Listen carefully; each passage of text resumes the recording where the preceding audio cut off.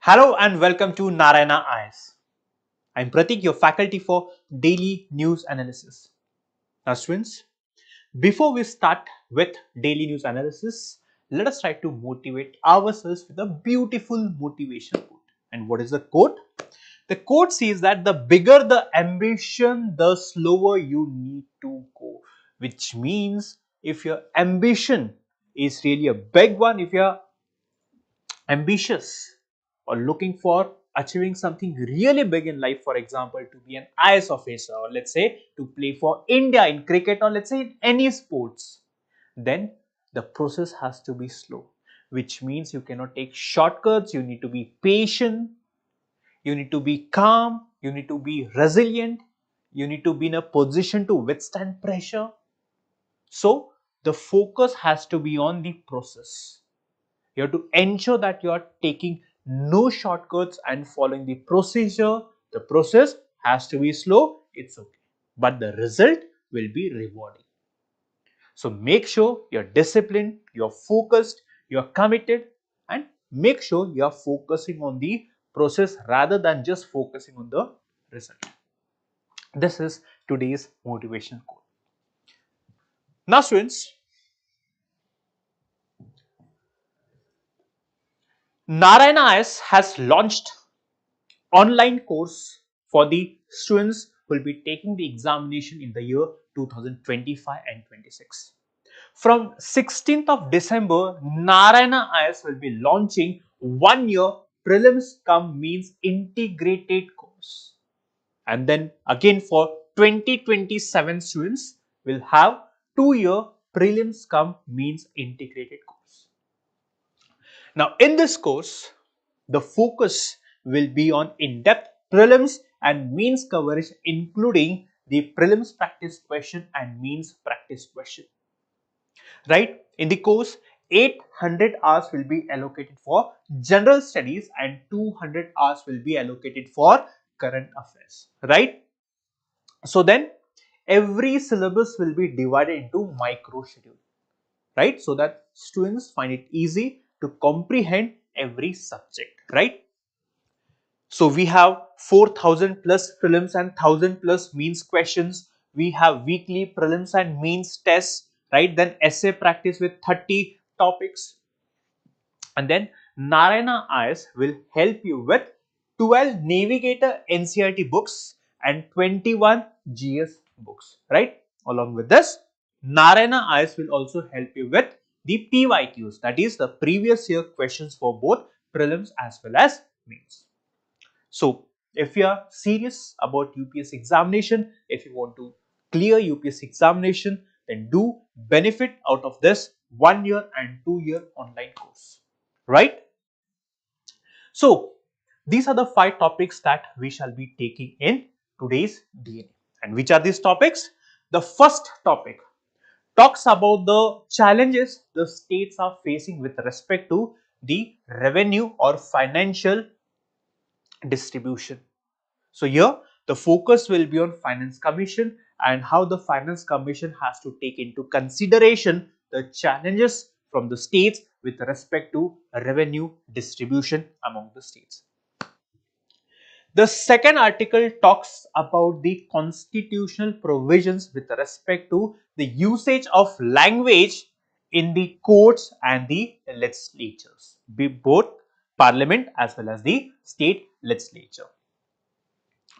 The third article talks about University Grants Commission and the draft the UGC has released recently to bring reforms in the higher education of our country. The fourth topic, so this is taken from Hindu page number 10, 1. And the fourth topic talks about the growing India and Bhutan bilateral relations. The focus will be more on the hydropower cooperation between India and Bhutan. And the fifth article talks about the resurgence of militancy in Syria. So these are the 5 topics that we shall be discussing in today's DNA. So let's get started with topic number 1.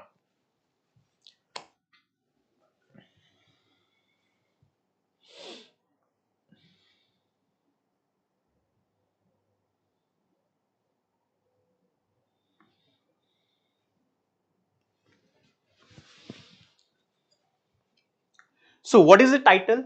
States and the challenge before the Finance Commission is the title of the topic. As I told you, in this topic we shall understand the provisions with respect to Finance Commission and the challenges the states are facing, right? And you can map this topic under both GS paper 2 as well as GS paper 3.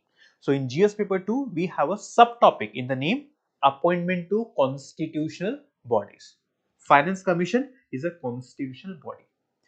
Then when it comes to GS paper 3, it deals with Indian economy, planning, mobilization of resources, employment, right? So you can map this both under GS paper 2 as well as GS paper 3. So what is the question asked in the year 2020-21? How have the recommendations of the 14th Finance Commission of India enabled the states to improve their fiscal position? So question was asked directly on the 14th Finance Commission. So question can be asked on the 15th Finance Commission as well as the 16th Finance Commission, right? So what is the context? It is important to understand the context. The 16th Finance Commission, right?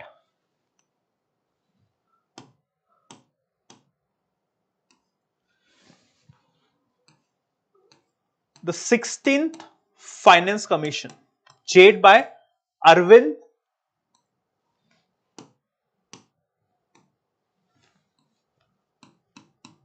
Panagri. Now, the challenge before the 16th Finance Commission led by Arvind Panagria is to address India's fiscal challenge. What is fiscal challenge? Fiscal challenge is nothing but the faced difficulty faced by the governments with respect to revenue generation, expenditure, management, right? We all face fiscal challenge or money challenge. For example, how do we earn money? So if you are earning XYZ money, how much money we need to spend, right? When it comes to government, it is referred to as fiscal challenge. Simple, right? The decision the finance commission, the 16th finance commission will take, will determine India's fiscal trajectory for the years to come, which means it will influence India's long-term planning, long-term planning.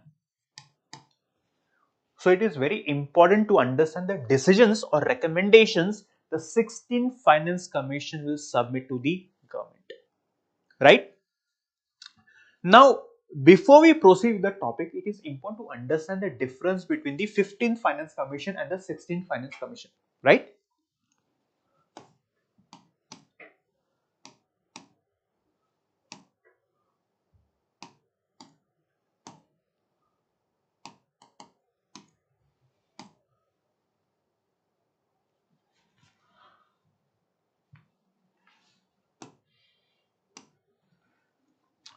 Now, the 15th Finance Commission or the recommendations of the 15th Finance Commission. Now, this commission was led by N.K. Singh. N.K. Singh. The recommendations of the 15th Finance Commission are applicable from 2021-22 to 25-26, which means as of now, the recommendations of the 15th Finance Commission are applicable, right? Now, the 16th Finance Commission was appointed.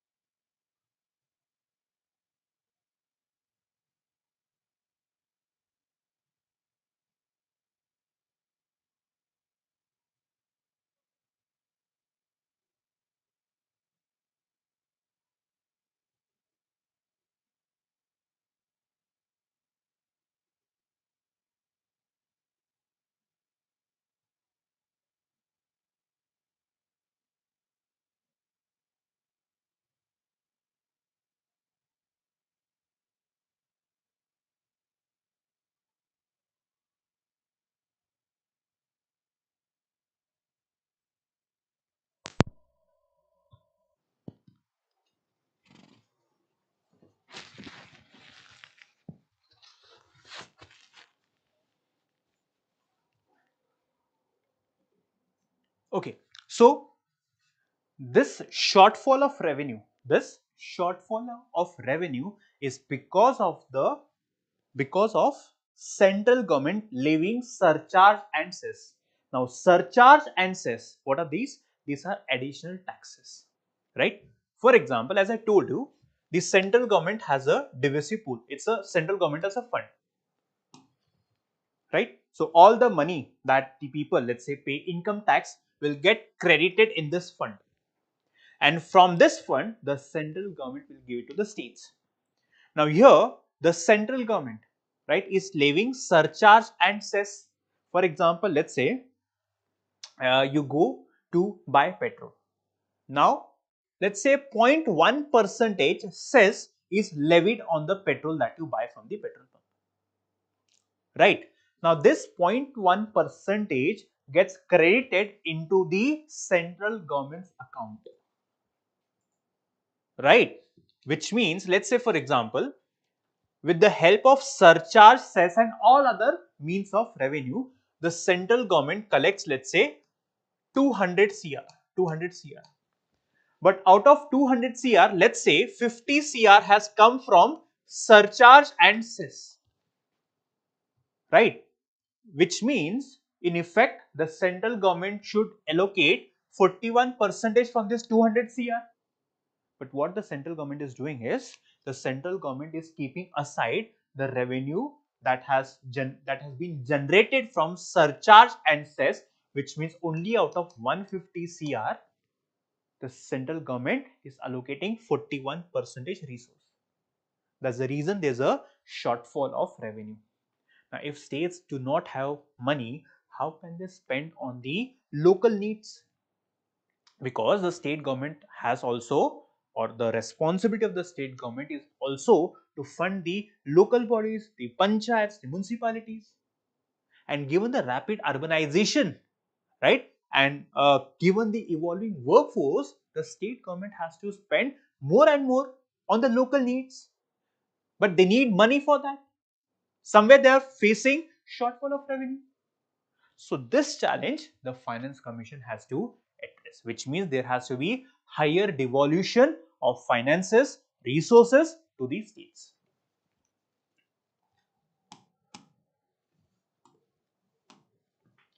Now, let us try to understand the grievance of the southern states, right? We discussed that when it comes to grants in aid or allocation of resources to the states, it is done based on few parameters. For example, population, income levels. Now, as compared to the northern states like Uttar Pradesh, Bihar, Jharkhand, right? These southern states are more prosperous, which means they have controlled their population. The income levels of the people in South India is more than the people in North India. The education levels are high, which means you see the southern states are progressing, but the northern states are not progressing at the same rate as the southern states are progressing, right?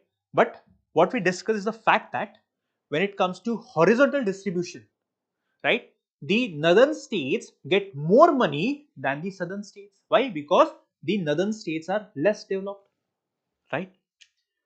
The southern states have a problem with this. The southern states are complaining or asking a question that, in response to the progress that we are achieving in our state, why is the central government punishing us? Now, as the southern states are progressing, the union government should incentivize the southern states, but this is not happening.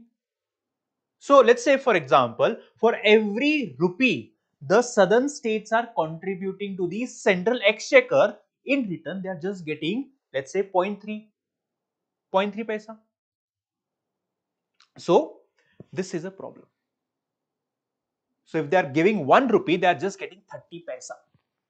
So, they are contributing more and getting less. And in north states, they are contributing less and getting more. For example, for every rupee the northern states contribute, they are getting, let's say, for every rupee they are getting 1.8 rupees back. They are contributing 1 rupee, they are getting 1.8 rupee. Southern states, they are contributing 1 rupee, getting back only 30 paisa. So here the Finance Commission has to balance the resource redistribution to the less developed states and then further incentivize the southern states.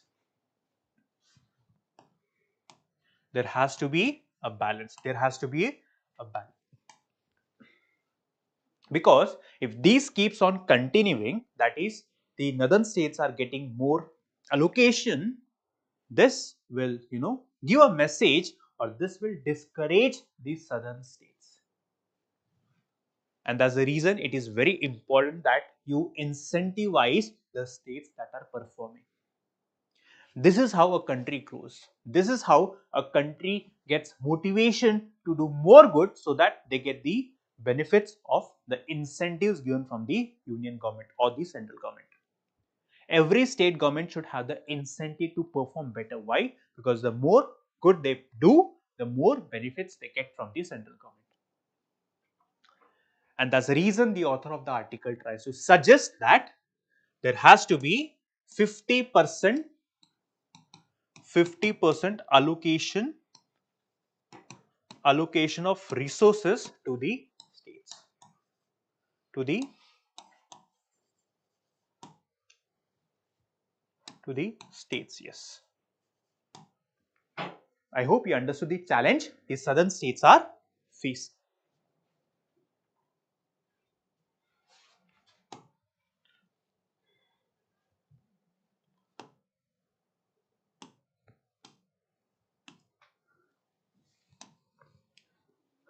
Now, another challenge the southern states are facing is that the population is aging, which means a substantial portion of the population in the southern states is aging or growing old, which means the median age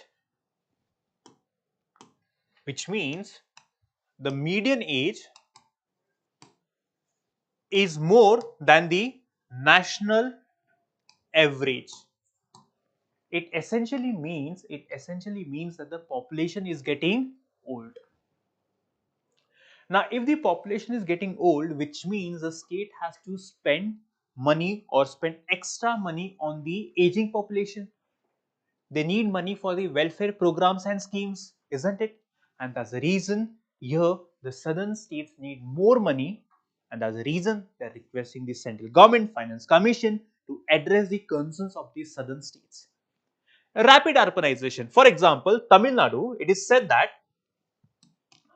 by 2030, 57% of the people in Tamil Nadu will migrate to urban places, which means the state of Tamil Nadu would need substantial funding for the development of infrastructure so as to meet the growing urbanization in the state. If the challenges of the southern states are not met, the southern states will fall in the trap of middle income, which means the economy will stagnate, the economy will not grow, the people will suffer, the old aged people will suffer, there will be no welfare schemes, and this would lead to law and order situation as well. I hope you have understood the challenges the southern states are facing. So what should be the future vision? The Finance Commission's role should not only be confined with respect to giving recommendation with respect to financial resources or distribution of resources between the center and the states.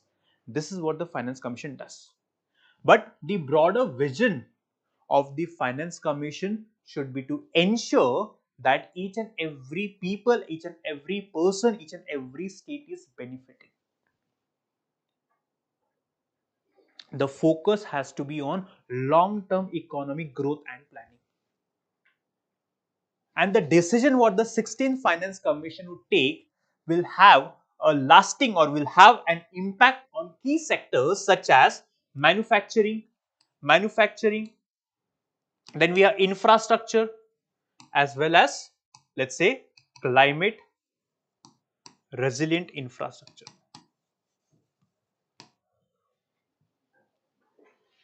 So as I told you, when it comes to long-term planning, the focus has to be on inclusive growth. That is, we have to ensure, that is, the Finance Commission has to ensure that all the states are benefiting, all the states are the stakeholders to the group. Right? If each and every state is prospering, progressing, then India will be in a position to be the global economic power. So the ultimate aim objective has to be that to help India achieve long-term growth or make India a global economic power like China and US. And that's the reason the focus has to be on inclusive growth. We have to take into consideration all the states. We have to help the less developed states, at the same time incentivizing the developing states or developed states is very important. I hope you have understood the first topic, right? Now let us focus on the second topic. Okay, so another good news for you. On the 10th of December from 10:30 until 12 noon, we have wonderful session by none other than Dr. Jayaprakash Narayan, a former civil servant. Dr. Jayaprakash Narayan will be delivering a lecture on freedom, equality and justice. This session would give insights on what essentially we mean or we understand by the terms like freedom, equality and justice. Where is India standing when it comes to achieving these principles of freedom, inequality and justice? This session will help you to get into the insights of the bureaucracy. It will help you understand the type or the way you need to prepare for the examination. Most importantly, this session will help you devise a strategy for you to succeed in the examination. So make sure you are benefiting out of this session, right? If you're interested in this seminar, then make sure that you're subscribing or scanning the QR code visible on your screen. So make sure you're taking the benefit out of this session. Let's move on to the next topic.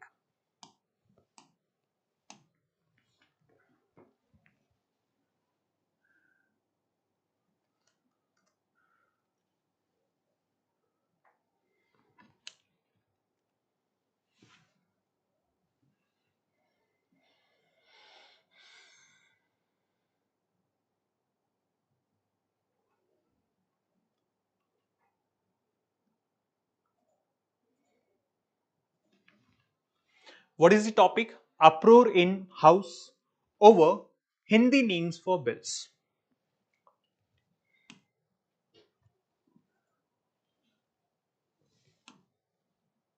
So, in this article, we'll understand the constitutional provisions with respect to language, right?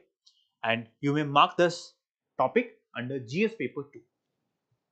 So, we have GS paper 2, Indian Constitution, historical underpinnings, evolution. For example, we have the official Language Act of 1963, the Amended Act of 1967, right? So, we'll understand all these provisions. So, a question in the year 2021 was asked on Mother Language Day by UNICEF, which means questions on languages have been asked in the UPSC examination. So it is important to understand the importance of language and the constitutional provisions dealing with the language. What is the context? Recently, the Union government had introduced some bills in the parliament, but the titles of these bills were in Hindi and Sanskrit. That's the reason the opposition political parties, right, criticize the central government of imposing Hindi across the country. The central government defended by saying that the titles of the bill in Hindi and Sanskrit aligns with our culture and legacy. So there's nothing wrong in mentioning the titles in Hindi and in Sanskrit. So in this article, we'll focus on understanding the constitutional provisions with respect to language, right? Let us begin. First and foremost, what is Article 348 Clause 1b? Now, this article says that all the laws, the authoritative text of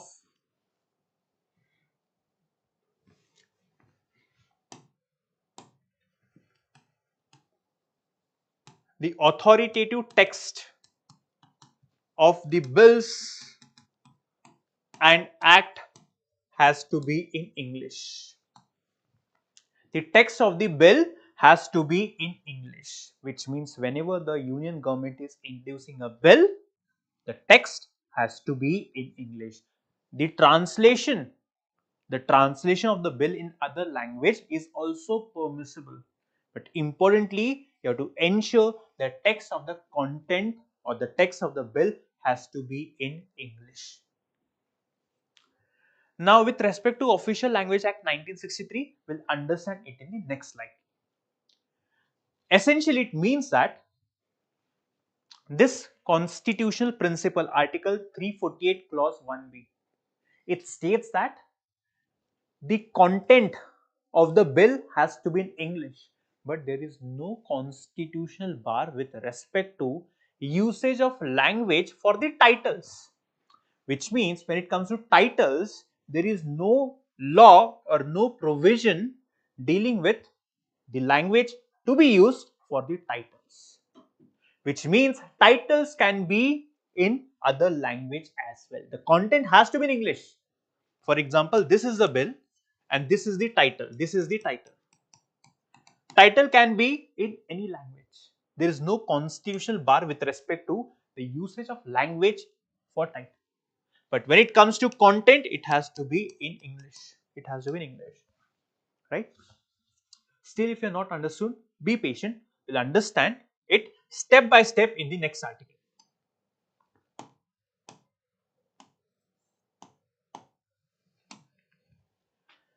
Let us try to understand the controversies surrounding Hindi, or which are the official languages in our country. Understand this as a part of a story. Now, when the Indian Constitution came into being,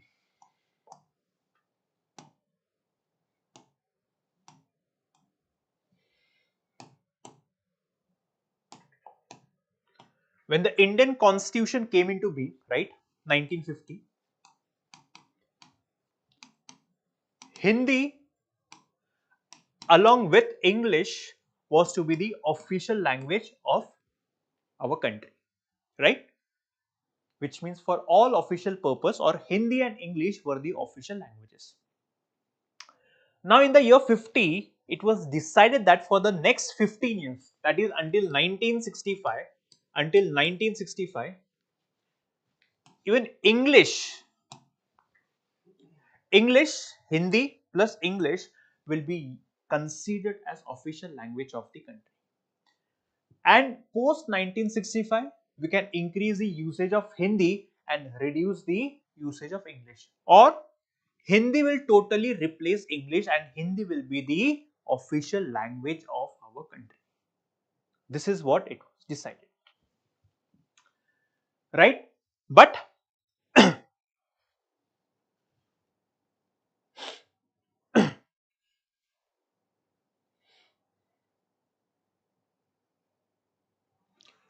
now, post 1950, after every 5 years and 10 years, president was supposed to appoint a commission to decide the progress with the usage of Hindi, so that after 1965 Hindi can replace English. So after every 5 and 10 years, the president will appoint a commission to understand the progress with respect to usage of Hindi. Why? Because the ultimate purpose is to make Hindi the official language of the country. But as the southern states started opposing this, the parliament, in order to meet the grievance of the southern states, the Parliament of India enacted Official Language Act 1963.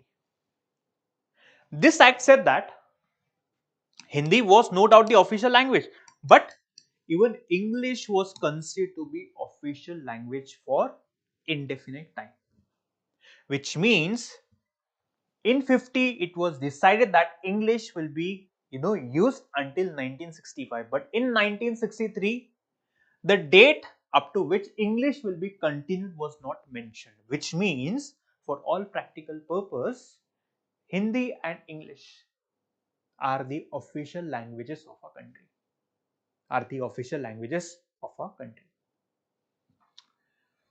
Again, the President of India appointed commissions like the Kher Commission, Panth Commission. So these were the commissions that the government or the President appointed to understand the feasibility of using only Hindi as the official language, or is it feasible to use Hindi as the only official language, thereby replacing English completely. So this is how, since 1950 until now, Hindi and English are the official languages of our country, right?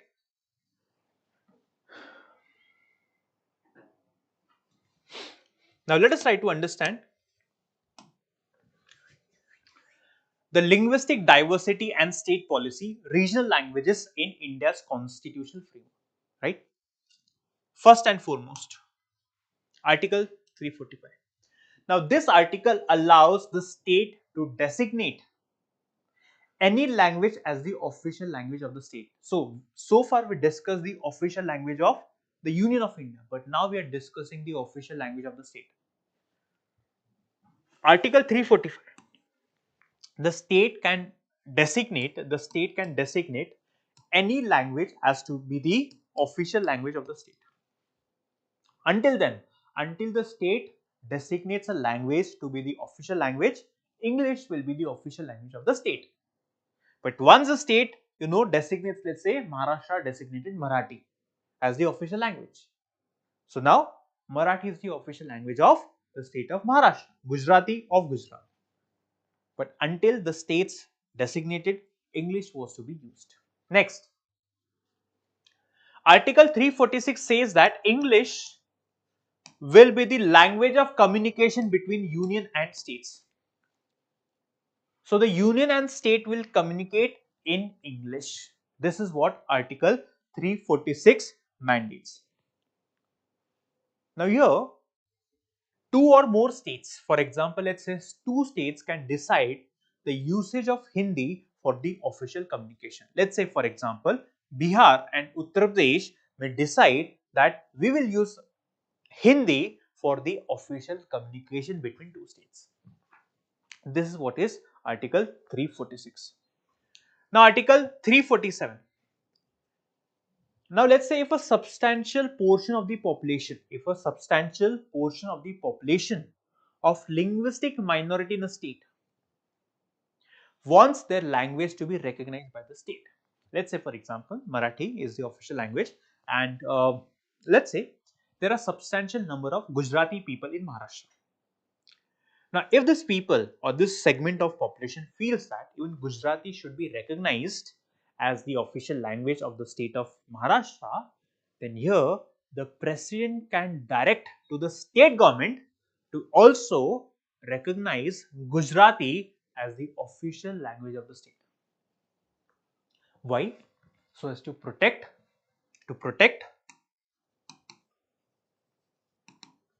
the linguistic minorities.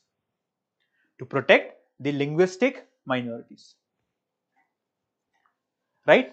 And then when it comes to Official Language Act, English was to be continued to be used as the official language along with Hindi.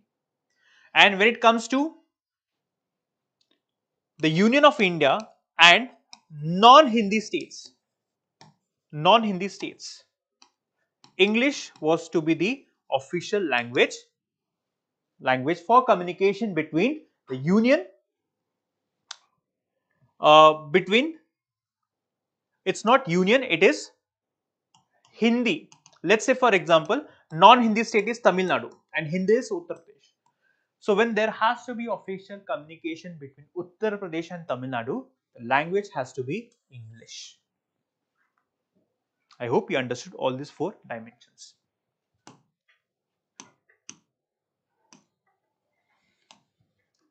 Now, what about the language to be used in courts? What about the language to be used in courts? Now, when it comes to Supreme Court and High Court proceedings, Supreme Court and High Court, unless Parliament decides otherwise, unless Parliament decides some other language, English has to be the mandatory language in Supreme Court and High Court. Supreme Court and High Court. One, English in Supreme Court and High Court. Next, the governor, with the prior consent of the president, the governor with the prior consent of the president can allow the use of official language of a state in the High Court proceedings. This is proceedings. That is the procedure, the arguments, the defense lawyer, the prosecution lawyer, they are proceeding, they are having a conversation in the court. So, official language can be used for High Court proceedings, but when it comes to judgments, it has to be in English only. Proceedings can be allowed in official language, but judgments has to be in English. Language prescriptions in state legislative matters, which means that in the state assembly, the language the state can use, they can use their official language of the state, which means for the bills, right, for the bills they introduce in the state legislative assembly, the state can use their official language, but it should be accompanied by English transition or English translation as well. English translation as well.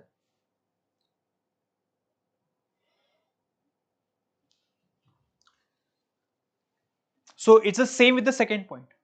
So when a bill is introduced, there's discussion in the assembly.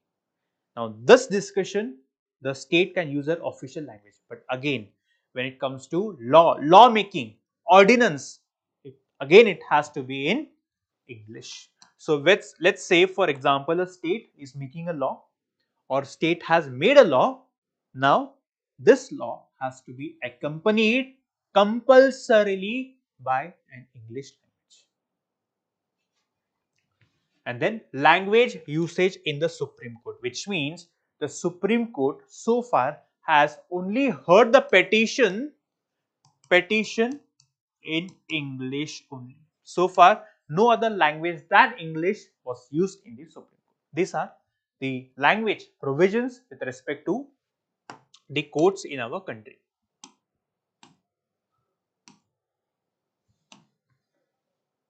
Now, the next is the protective measures. So, which are the special directives in the Indian Constitution? First is Article 350. Now, here the citizens have the right, right to grieve, to make complaint in their mother tongue. Let's say, for example, a Gujarati is living in the state of, let's say, Tamil Nadu. He wants to file a criminal case in Tamil Nadu. Now, the Tamil Nadu state has to allow this Gujarati person to express in his mother tongue his grievance, that is his complaint, right? This provision respects the linguistic diversity of our country. The next, Article 350A. Now, this article directs the state, to allow a child of minorities, let's say for example, in the state of Uttar Pradesh. This article directs the state of Uttar Pradesh to make provisions to impart education to a child in his mother tongue,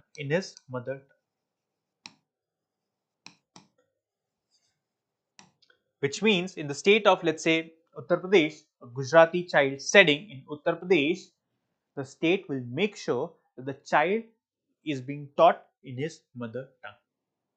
However, this provision is not strictly enforced, but this is a provision in the Indian Constitution. Then Article 350 mandates the President to appoint a linguistic officer for minorities. Linguistic officer for minorities. So, President will appoint linguistic officer for minorities, and this minorities officer will ensure that the linguistic diversity is respected. At the same time, the grievances of that matter, the other languages in other states, or let's say the non-dominant language in all the states are respected. And this linguistic officer, special officer for linguistic minorities, has to submit the report to Parliament as well as State Legislative Assembly. And finally, we have Article 351.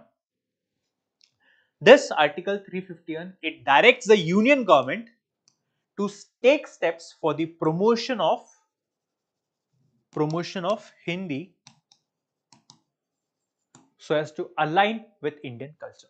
So these are some other provisions, or these are some of the directives, special directives in the Indian Constitution. I hope you understood all the constitutional provisions with respect to the usage of language in the Constitution.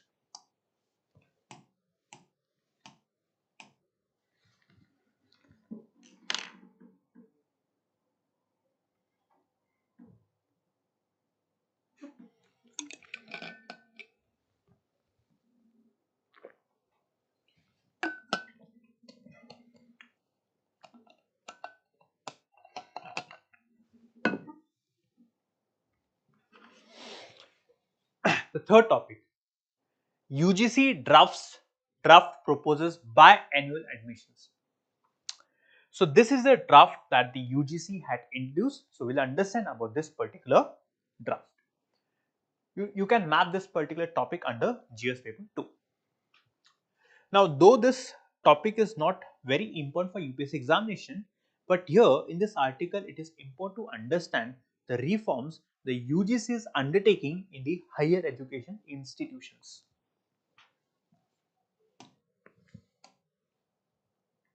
So, what is the aim of the program Unnat Bharat Abhiyan was asked in 2017.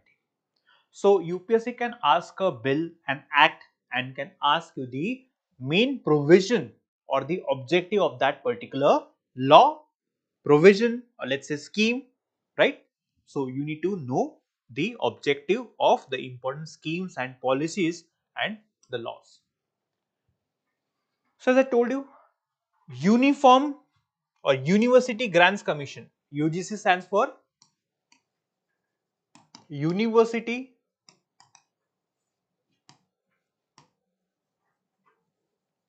Grants Commission. Now, this body is a statutory body. It's a statutory body, which means this body was enacted with the help of law. A law was passed in the parliament for the constitution of this particular UGC. It falls under the Ministry of Education. Ministry of Education. What this body does is, it oversees the higher education in our country, which means it ensures that the quality of the higher education in our country improves year on year.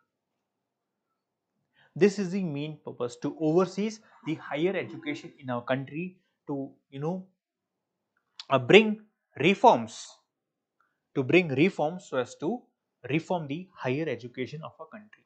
Then it also provides grants, funds to the universities. It recognizes, it gives affiliation of university to different colleges. So this is the work of University Grants Commission. Now, in order to reform the higher education, the UGC has released or published a draft. What is the name of the draft? Minimum Standards of Instruction in the Award of UG and PG Degrees Regulations 2020. 2024. What is the purpose? Reformation in the higher educational institutions. Now, in order to understand what are the reforms that the UGC intends to propose, right, I have divided the provisions existing now and what the UGC plans to change or propose.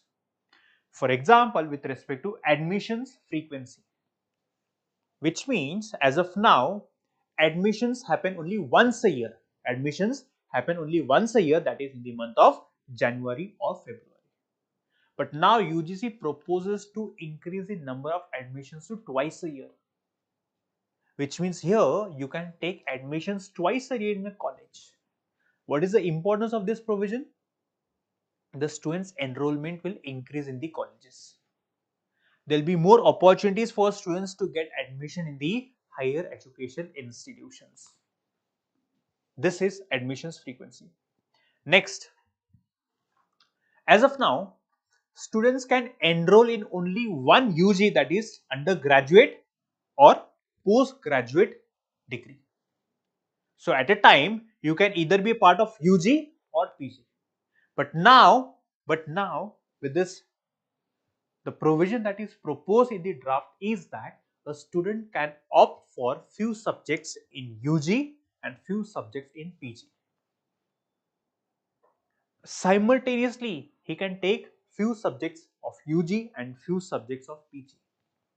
Now, this promotes interdisciplinary study, which means it exposes a student to study different subjects, diverse subjects. Third, eligibility for admission.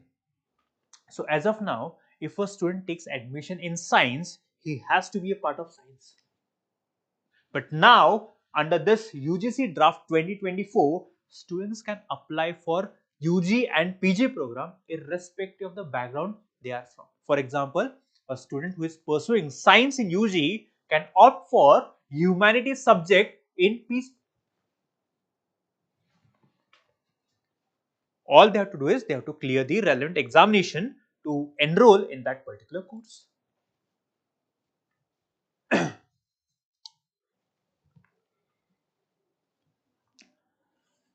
Now, there is a flexibility with respect to entry and exit. For example, as of now, there is no flexibility with respect to entry and exit. There is a specific time wherein you can enter and exit. If you exit, then you lose all the credit points. But now in the draft, there are multiple entry and exit points, which means that a student, let's say for example, has taken admission in graduation. Graduation is of 3 years. He completes 1.5 years, takes a break, works somewhere outside, right, for let's say 2 years, and now is coming back and completing the remaining 1.5 years. For example, let's say the financial situation of that person is really bad. So what he does is, after completing 2 years of his graduation, he drops out, he exits, he works somewhere for 1 year, 2 years, until the situation improves, and then comes back to the college to complete the third year. Next, recognition of prior learning. For example, as of now, in the current situation, if a person has worked prior, let's say in some company or let's say in an enterprise, this prior experience is not formally recognized. Let's say for example, a person has a skill in software development. This skill is not taken into account. But now under this draft regulation, right, if you have prior experience or some skill, those skills will contribute to the generation of credit in your degree course, right, which means here you will get credits for the skills that you possess. Let's say 50% skills or 50% credits are given to people who have prior learning experience or have some special skill.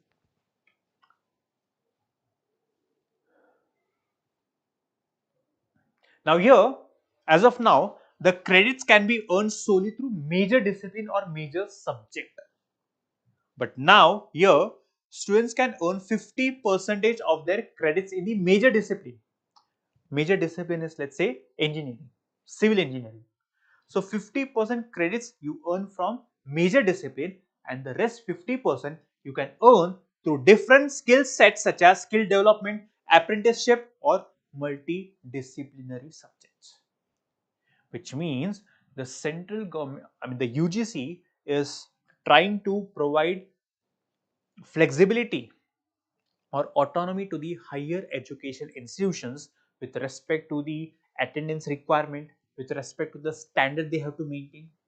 The purpose is to provide flexibility to the students so that the students can be in a position to explore diverse subjects and benefit out of the diverse subjects. This is the second topic. I hope you have understood the second topic.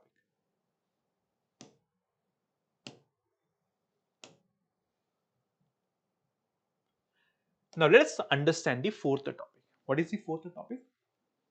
It is about India and Bhutan and the growing ties of India and Bhutan. You can map this particular topic under GS paper 2. GS paper 2 we have India and its neighborhood relations.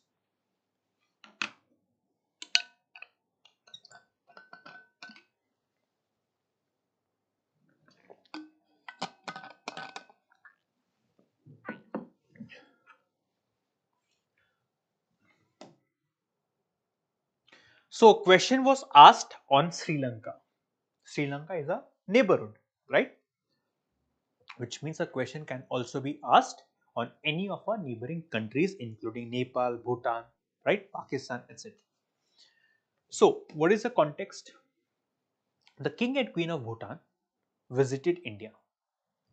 Now during their visit, the king and queen of Bhutan signed some very important agreements with respect to hydropower cooperation, hydropower projects, right? Now, the purpose of these agreements signed was to improve or give a boost to the bilateral ties between India and Bhutan.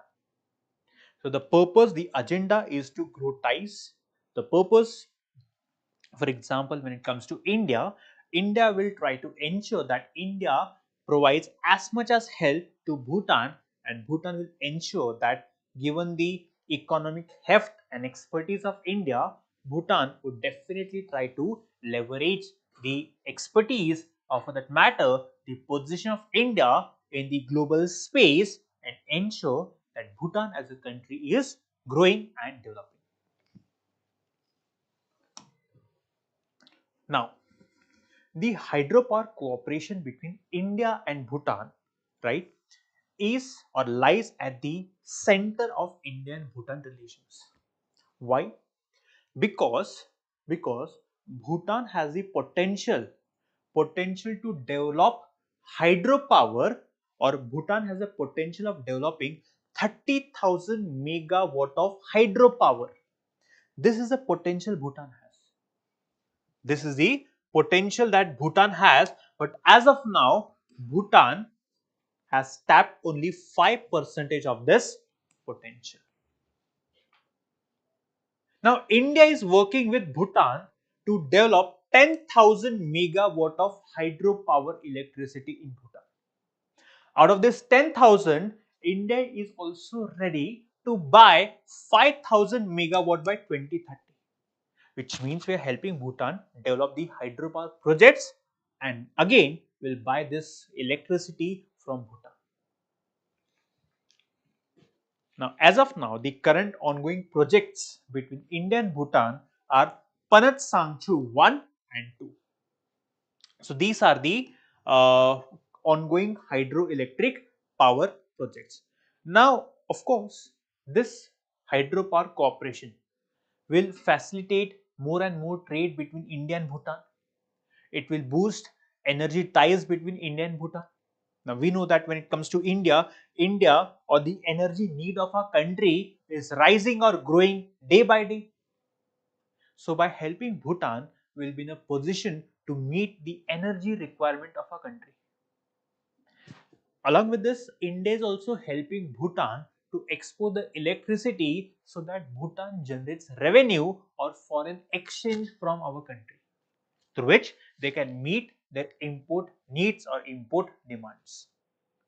Right? I hope you understood the essence of the energy cooperation between India and Bhutan.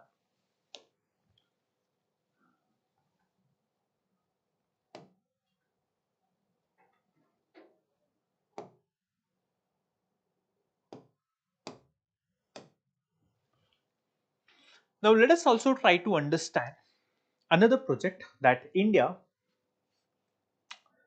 is helping Bhutan to develop. And which is it? This is the Gelephu Mindfulness City Project. Gelephu Mindfulness City Project.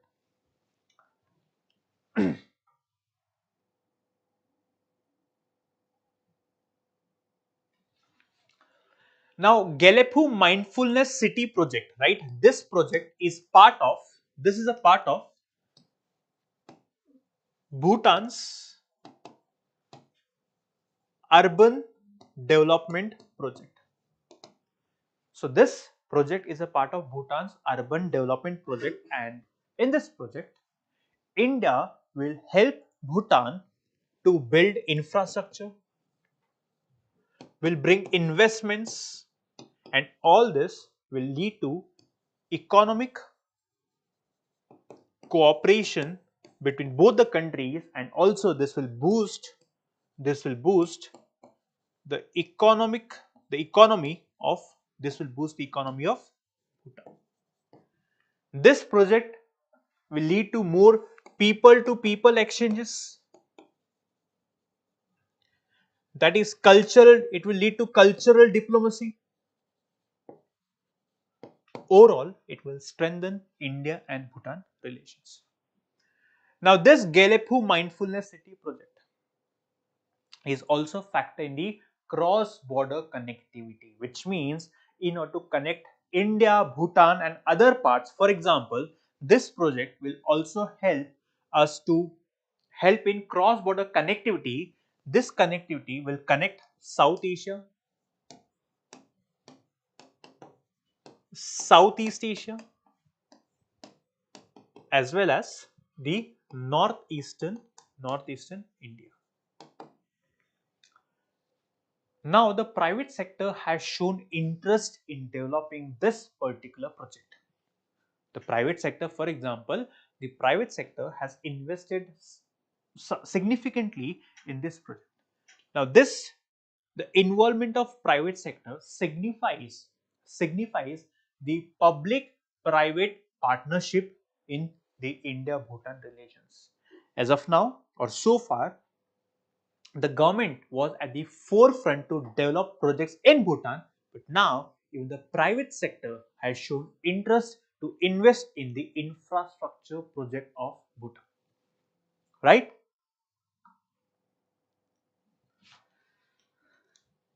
Now, let us try to understand more about the Gelephu mindfulness.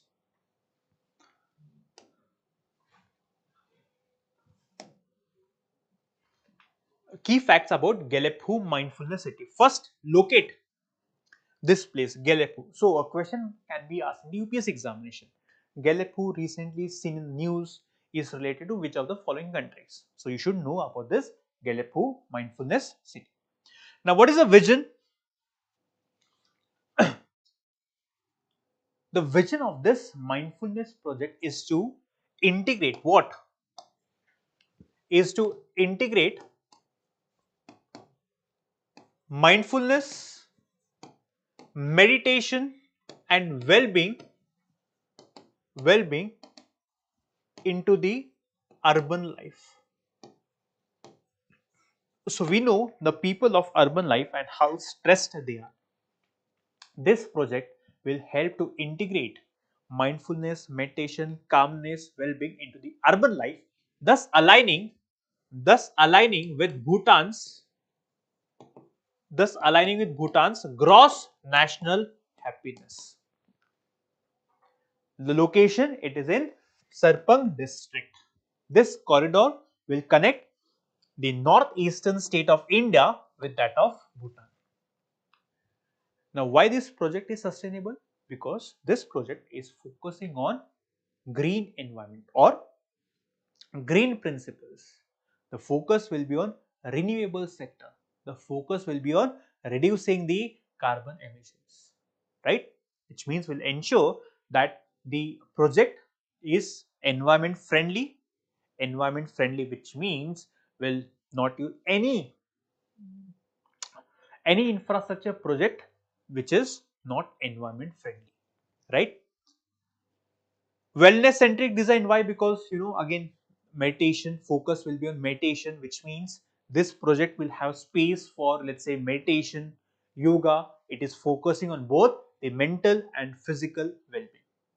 The industries that will be established as part of this project will emit zero harmful gases, that is zero carbon emissions. And given the importance of culture in Bhutan,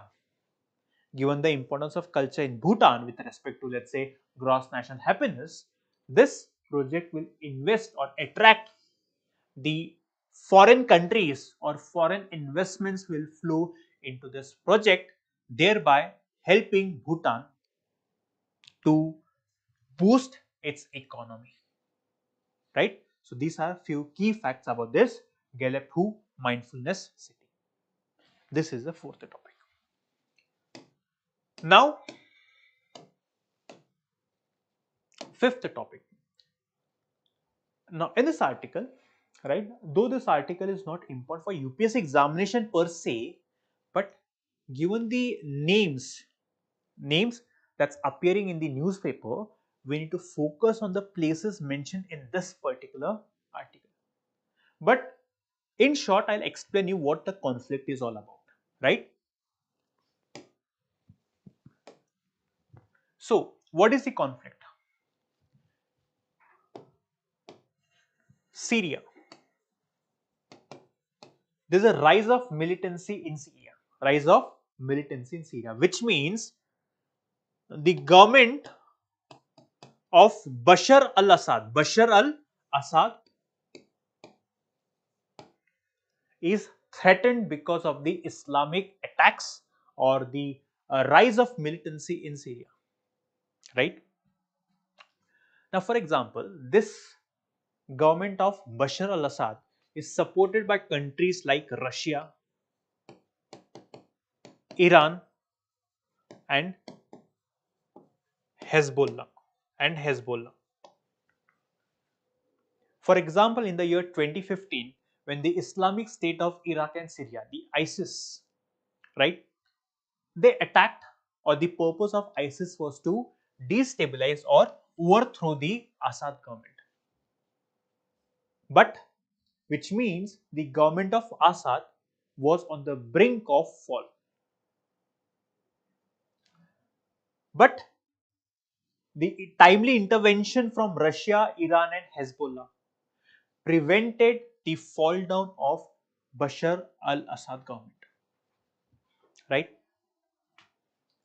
But now, as Russia is engaged with Ukraine and Iran and Hezbollah are fighting against Israel, so the troops Russia had in Syria and the troops of Iran and Hezbollah, they have withdrawn from Syria.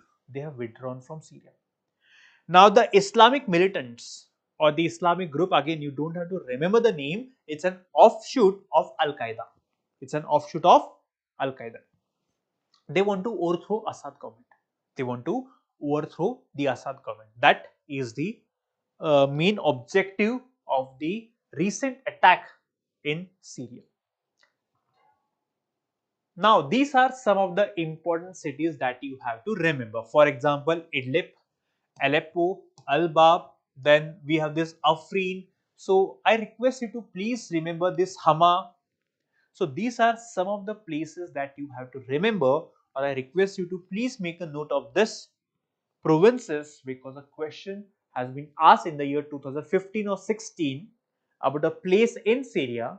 So, again, as Syria is in the news, a question can be asked with respect to a map or map of Syria in the prelims examination.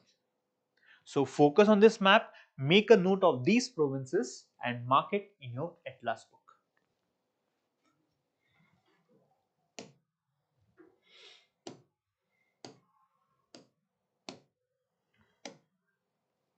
So this is the political map of West Asia. So if you see, this is Iraq, this is Syria, right? So this, the northwestern part and northeastern part is in conflict, or there's a rise of militancy in the northwestern and the northeastern part.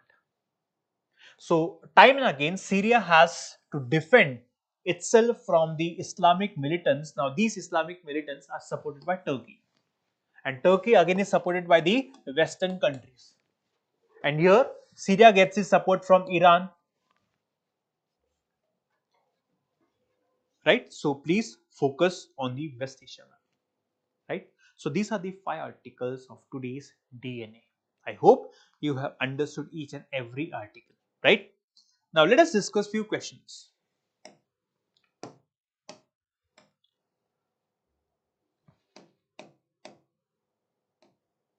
What is the question? Examine the role of Finance Commission in addressing the fiscal challenges of India, right?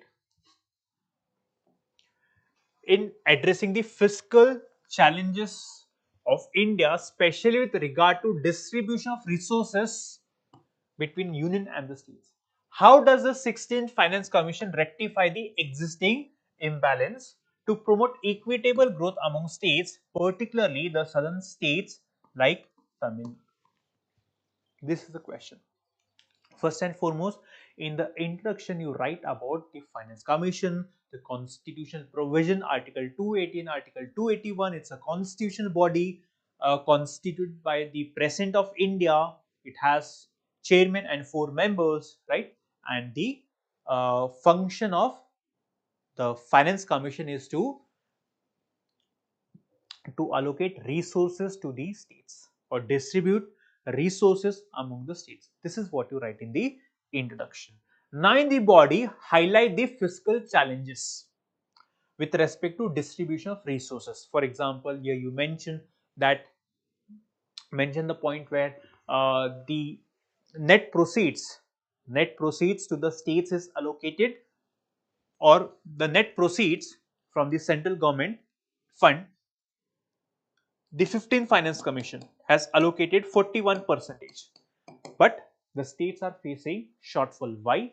Because the central government has levied cess and surcharge, and the state governments are falling shortage. Why? Because the state governments in effect are getting only 33% resources.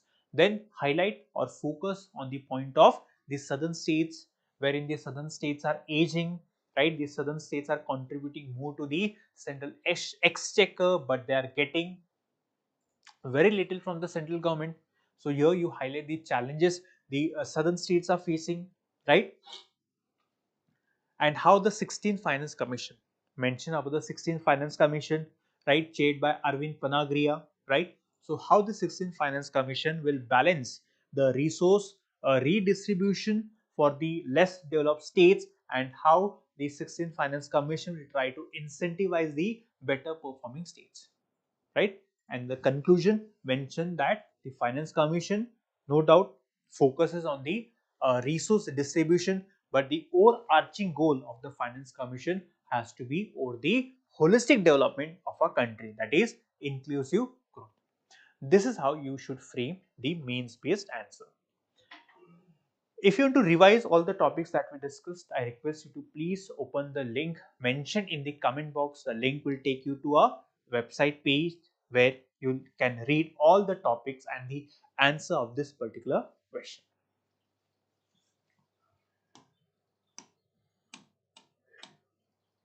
Now let us discuss the questions based on yesterday's topics. This was the topic that we had taken yesterday.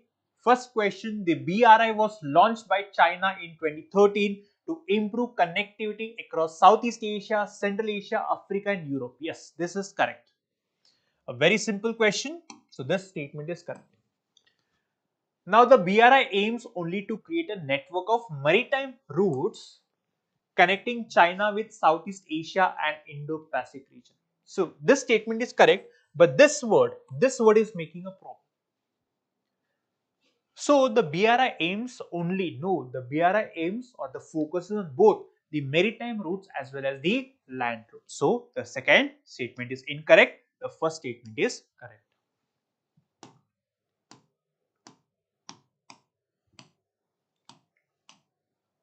Now the China plus one strategy sometimes mentioned in news refers to which of the following? So we discuss what is China plus one. Now in order for the MNCs, that is the big companies, to reduce their dependency on China, they have come up with this China plus one strategy where the countries are trying to diversify their manufacturing. To reduce their dependence on China, they want to have their manufacturing plants in other countries than China. So which statement meets the explanation? Statement A. Statement A. Simple question.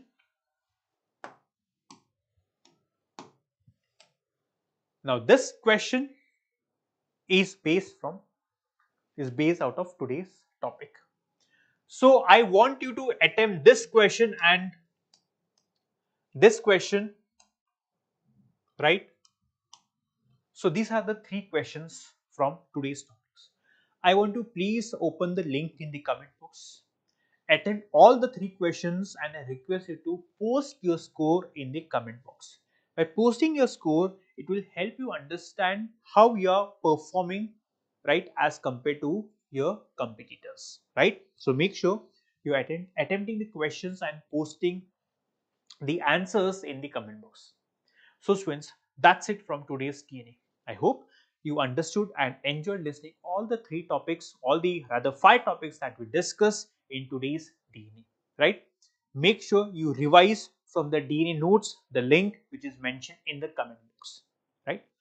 Before we call it a wrap, I request you to please hit the like, share and subscribe button. Thank you so much for watching.